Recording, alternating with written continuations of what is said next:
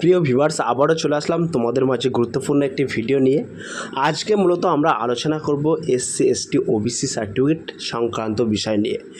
Basically আজকের এই ভিডিওটি তাদের জন্য যারা ওবিসি এবং এসসি এসটি ক্যান্ডিডেট আছেন, তাদের জন্য কিন্তু আজকের এই ভিডিওটি খুবই গুরুত্বপূর্ণ হতে চলেছে। তাই ভিডিওটি স্কিপ না করে সম্পূর্ণটি দেখার জন্য অনুরোধ রইল। তার আগে বলবো, যে সকল ভিউয়ার্স এখনও পর্যন্ত আমার এই চ্যানেলটি সাবস্ক্রাইব করেনি তাদেরকে বলো প্লিজ অতি দ্রুত সাবস্ক্রাইব করে দিয়ে আমাদের পাশে থাকুন এবং বন্ধুদের মাঝে শেয়ার করে দিন।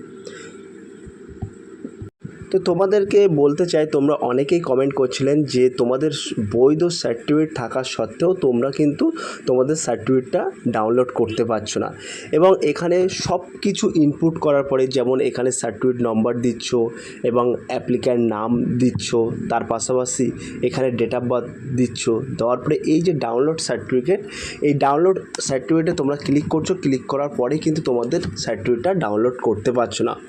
তার পাশে তোমরা দেখতে পাচ্ছ ডাটা ম্যাচ। তো এই ডাটা ম্যাচ যেহেতু, সেক্ষেত্রে এখানে কি বোঝাচ্ছে, তো আজকে কিন্তু বেসিক্যালি যে তথ্যগুলো তোমাদের মাঝে শেয়ার করব, সেই তথ্যগুলো হলো এই ডাটা ম্যাচের অর্থ কী বোঝাচ্ছে এবং তোমাদের কি এসডিও বা বিডিও অফিসে যেতে হবে, সেই সংক্রান্ত বিষয় কিন্তু আজকে আমরা এই ভিডিওর মাধ্যমে তুলে ধরব। তো তোমাদেরকে বলে রাখি, ওবিসি বা যে কোনো কাস্ট সার্টিফিকেটের ক্ষেত্রে ডাটা ম্যাচ কথাটির অর্থ হলো রাজ্য সরকারের কাস্ট সার্টিফিকেট পোর্টালে তোমার আবেদন বা সার্টিফিকেট তথ্যটি সফলভাবে মিলে গেছে এবং তার ডাটাবেস সঠিক ও বৈধ হিসেবে সংরক্ষিত আছে। তাহলে এখানে যখন আমাদের প্রশ্ন থেকে যাচ্ছে, এখানে যখন সমস্ত তথ্যগুলো আমাদের মিলে যাচ্ছে, তখন কিন্তু এখানে ডাটা ম্যাচ অপশানটি চলে আসছে। এবং এখানে যদি তোমাদের তথ্য না মিলে থাকে বা তথ্যর কোনো যদি গড়মিল থেকে থাকে, তাহলে কিন্তু এই যে ডাটা ম্যাচ, এই ডাটা ম্যাচ অপশানটি কিন্তু তখন থাকবে না। ঠিক আছে, প্রথম কথা গেল।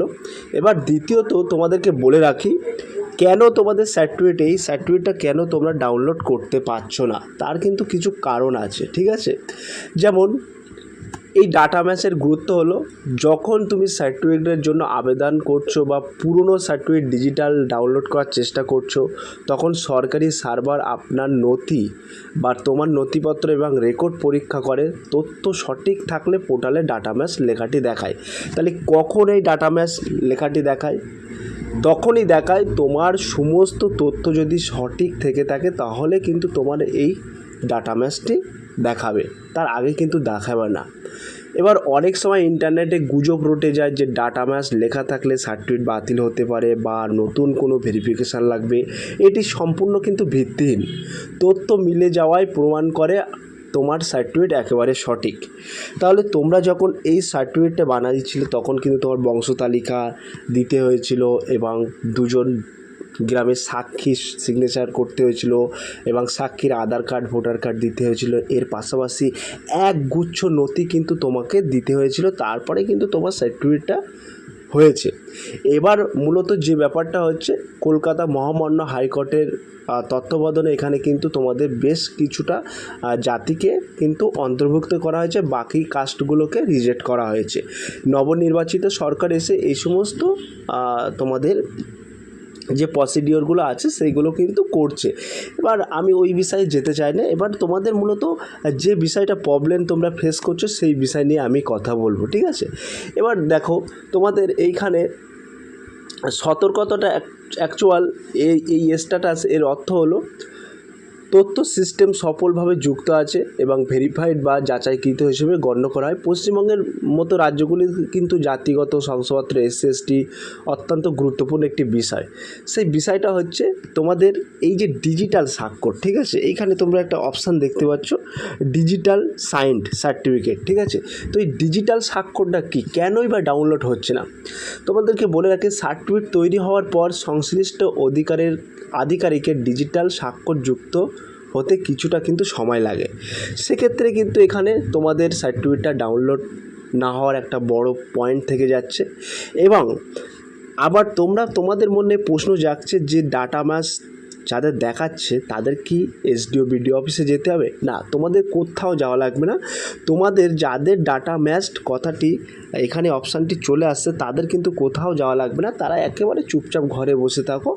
তোমাদের এই ডিজিটাল স্বাক্ষরটার ব্যাপারটা আমি তোমাদেরকে বুঝিয়ে দিচ্ছি।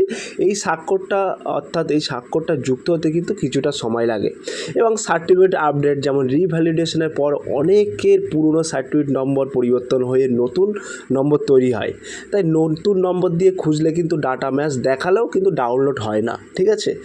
এবং সরকারি যাচাইকরণ গত কয়েক বছরে কিছু কিন্তু সার্টিফিকেট নিয়ে সরকারি স্তরে কিন্তু ভেরিফিকেশান চলছে। তো এক্ষেত্রে তোমাদেরকে বলে রাখি তোমাদের কি করণীয়। তো ডাউনলোড পেজটা কিন্তু চেক করতে পারবে সরাসরি ব্যাকওয়ার্ড ক্লাসেস ওয়েলফেয়ার ডিপার্টমেন্ট পোর্টালে গিয়ে এবং অ্যাপ্লিকেশান নাম্বার বা সার্টিফিকেট নম্বর আবেদনকারীর নাম দিয়ে কিন্তু তোমরা চেক করতে থাকবে, ঠিক আছে। এই ওয়েবসাইটে কিন্তু তোমরা চেক করতে থাকবে প্রতিনিয়ত এবং তোমার সার্টিফিকেট আদৌ ডিজিটাল স্বাক্ষরের জন্য তৈরি কিনা সেটা কিন্তু তোমরা এই পোর্টালের মাধ্যমে দেখতে পাবে। এবং বিডিও বা এসডিও অফিসে কারা যোগাযোগ করবে? স্ট্যাটাসে কোনো সমস্যা দেখা দিলে, যেমন নট ডিজিটাল সাইন্ড লেখা থাকলে, ঠিক আছে, এইখানে তোমরা দেখতে পাচ্ছ ডাউনলোড ডিজিটাল সাইন্ড সার্টিফিকেট লেখা আছে, ঠিক আছে। এবার যদি এইখানে তোমাদের লেখা থাকে নট ডিজিটালি সাইন্ড, সেক্ষেত্রে কিন্তু তোমরা এসডিও বিডিও অফিসে তোমরা সরাসরি কিন্তু তোমরা ওখানে যোগাযোগ করতে পারবে।